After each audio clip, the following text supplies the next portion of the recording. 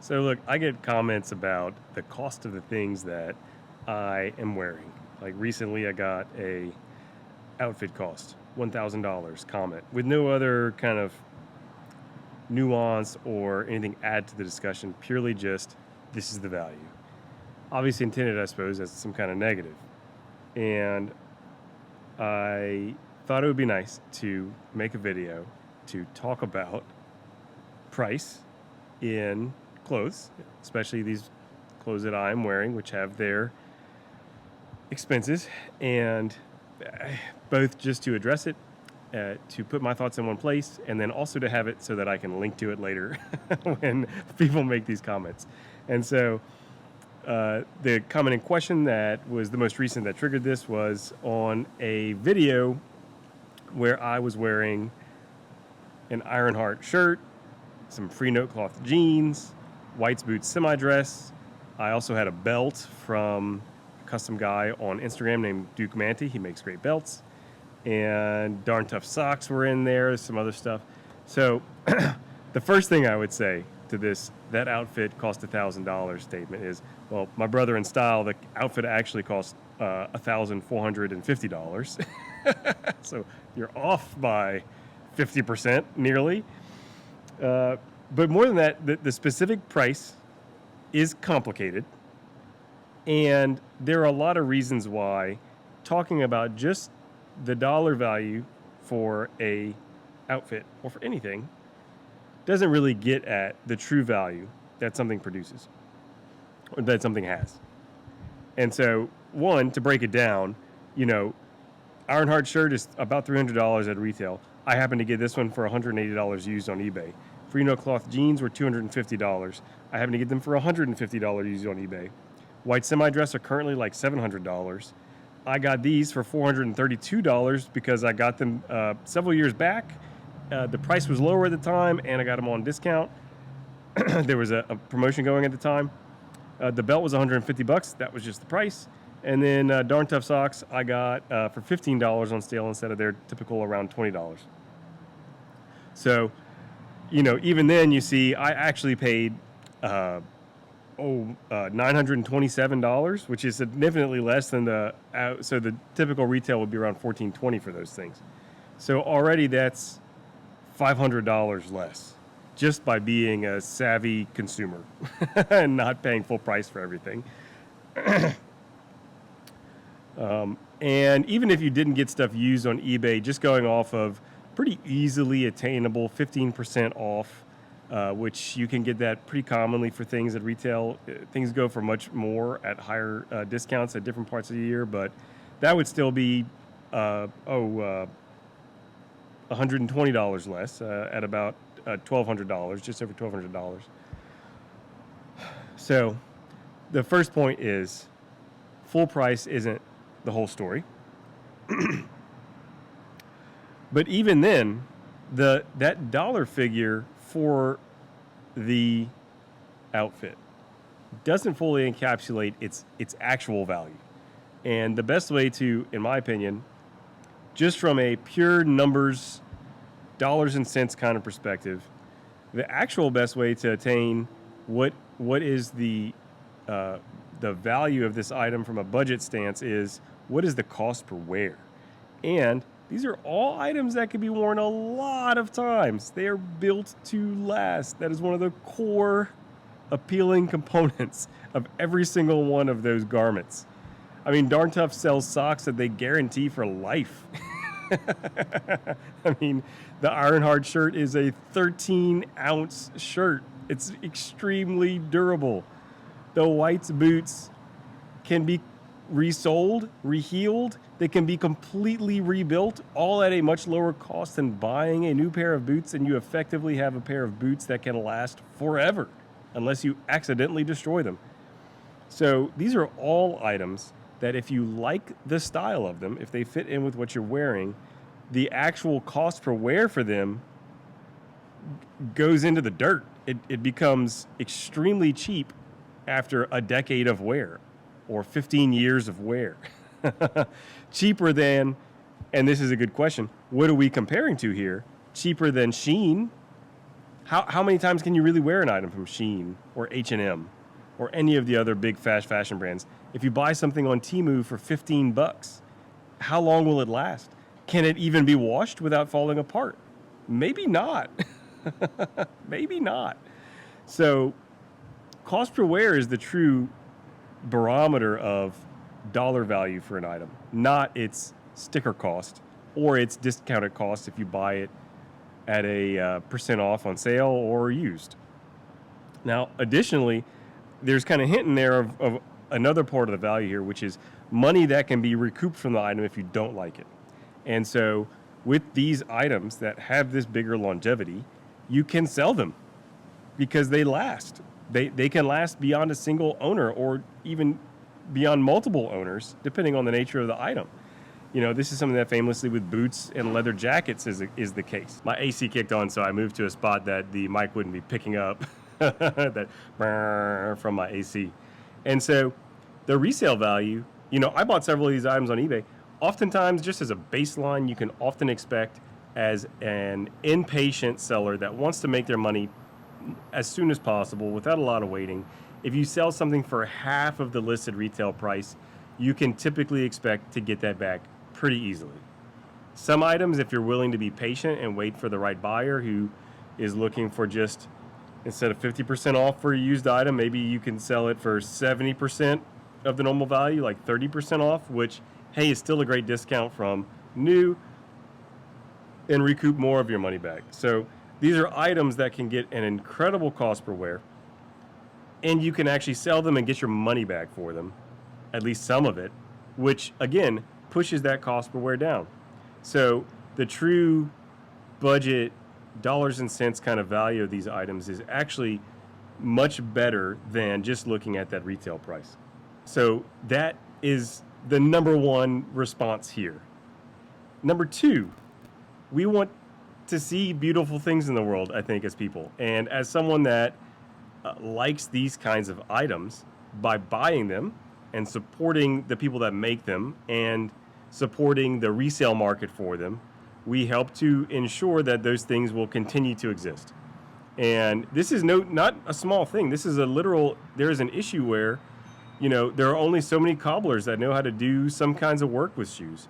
There's only so many tailors that know how to do certain specialized things. It in some ways is a dying trade.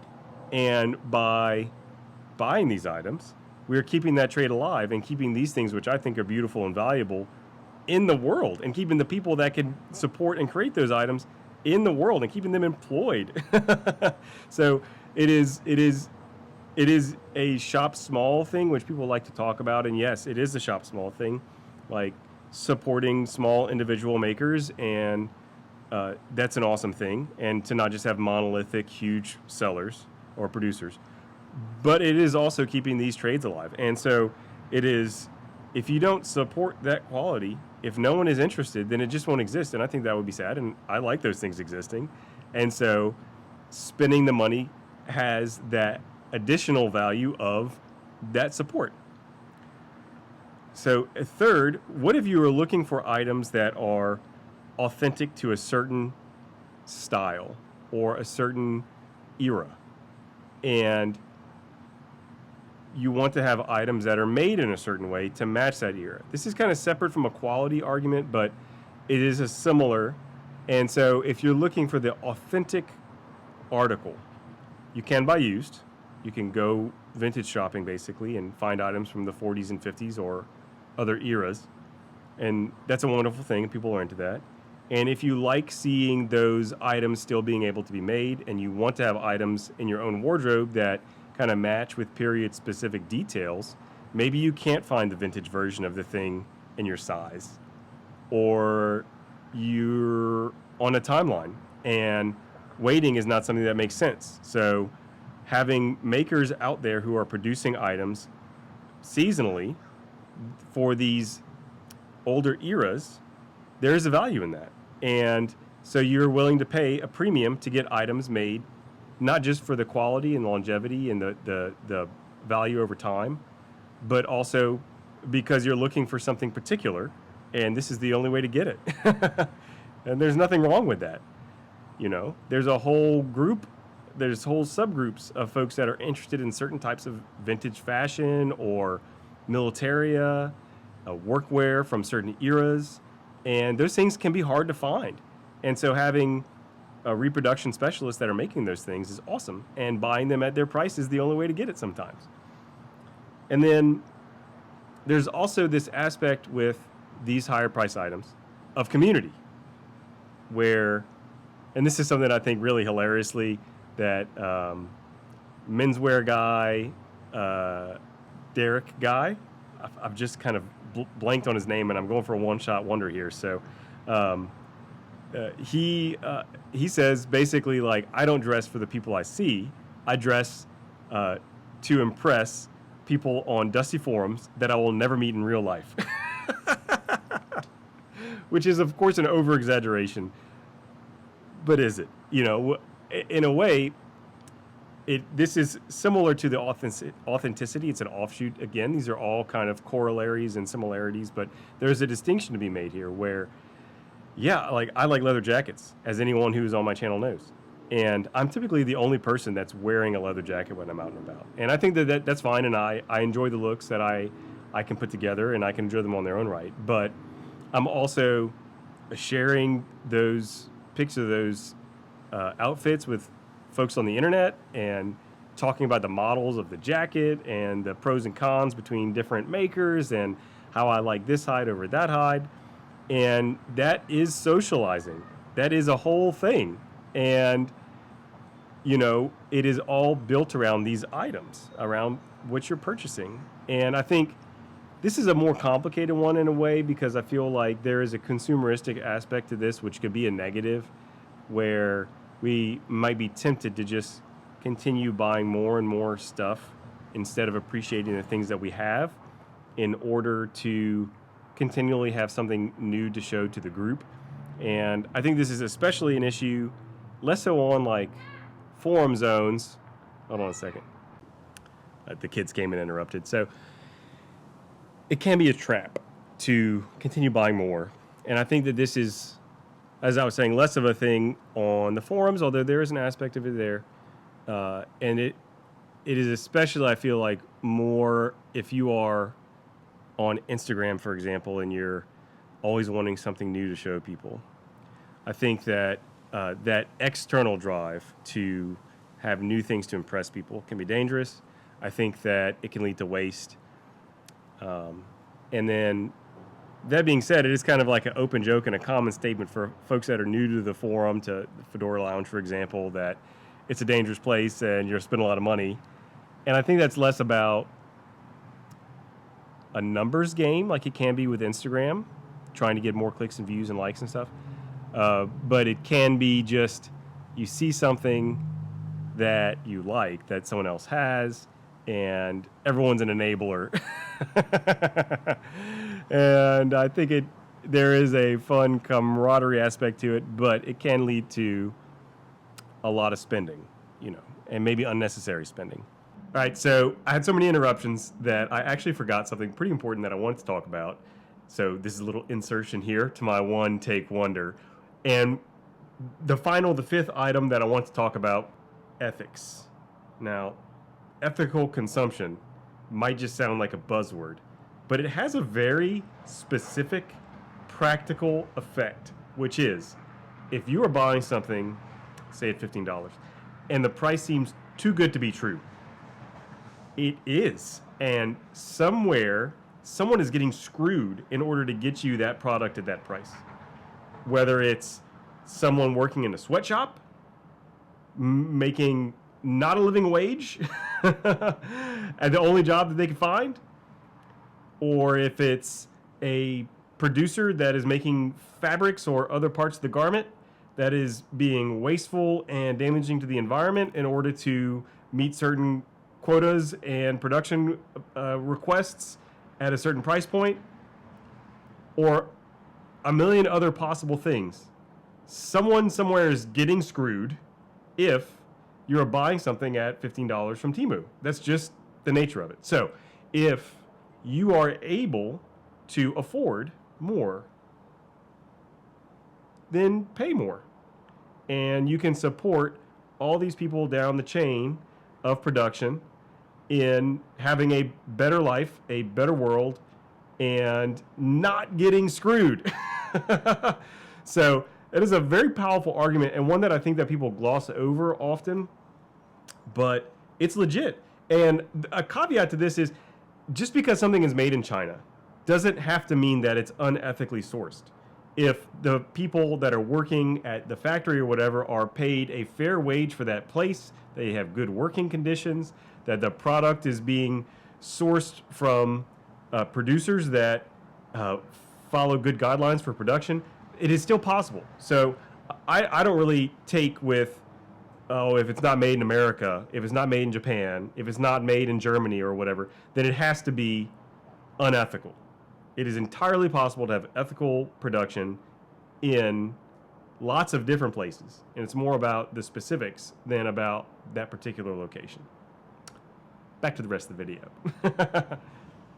And I think this also gets into, there are lots of different reasons to make purchases.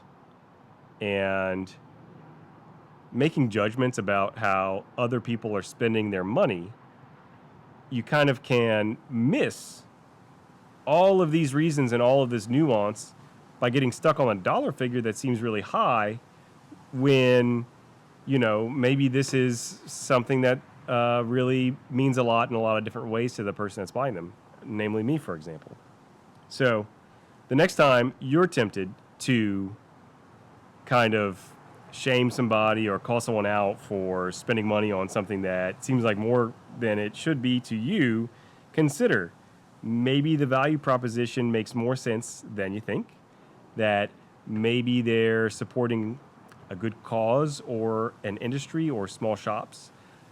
Maybe there are reasons like authenticity. It's the only way to get this particular fit or look or style, or community or hobbyism. And these are all valid reasons to spend your money in a reasonable way. So what are your thoughts about this? What are your thoughts about the $1,000 outfit? I mean, I can easily say, talking fashion, for example, $1,000 or $1,400 is like not that much when it comes in the grand scheme of things. Consider a nice suit could be thousands, many thousands, just for the suit. You know, and this is not just to justify my own spending by pointing to something more expensive. You can always find something to spend your money on, right? And this is one of those adages where it's like, however much money you're willing to spend, you can find something that costs that amount. If you want to find a leather jacket that costs $20, you could probably find that. If you want to find one that costs $10,000, you could probably find that. And so you should think about for yourself what makes sense. What makes sense within your budget, what makes sense within your lifestyle, what makes sense for the goals that you're trying to achieve with your purchases, and go off of that. And that's my soapbox for the day. Have a good one.